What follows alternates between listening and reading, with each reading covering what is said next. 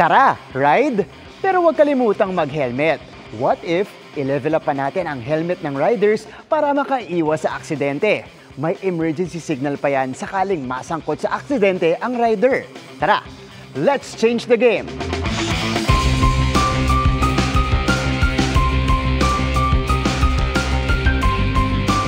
Lumobo ng mahigit 17% ang bilang ng motorcycle-related road accidents sa Metro Manila last year kumpara noong 2022. At mula Enero hanggang Marso ngayong taon, nasa mahigit 4,000 motorcycle crashes na ang naitala.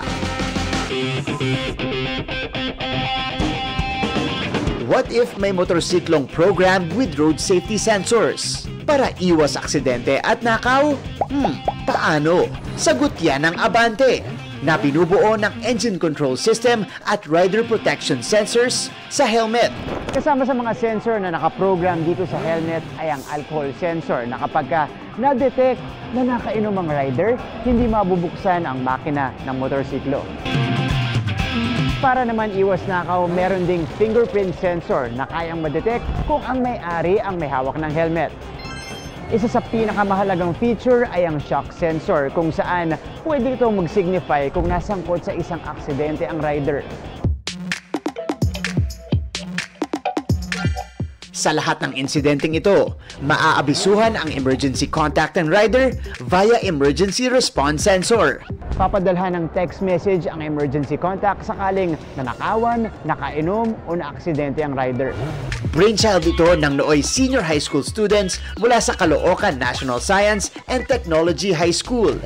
Kami pong 5, 4 po sa amin nagmumotor. In-integrate namin lahat ng mga bagay na yun kasi yun yung parang naisip namin na major problems na kailangang i-solve sa motorcycle industry. 2 years na process itong project na ito.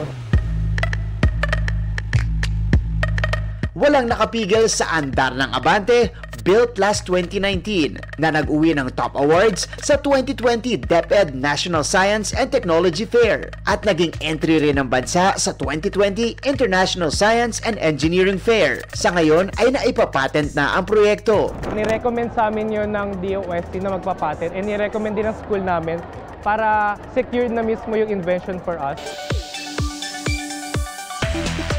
This is the future of motorcycle riding here in the Philippines. Hindi lang kayo mag-e-enjoy sa mga ride niyo, kundi may ensure din ang safety and protection ng bawat isa. Para sa GMA Integrated News, ako si Martin Javier, changing the game!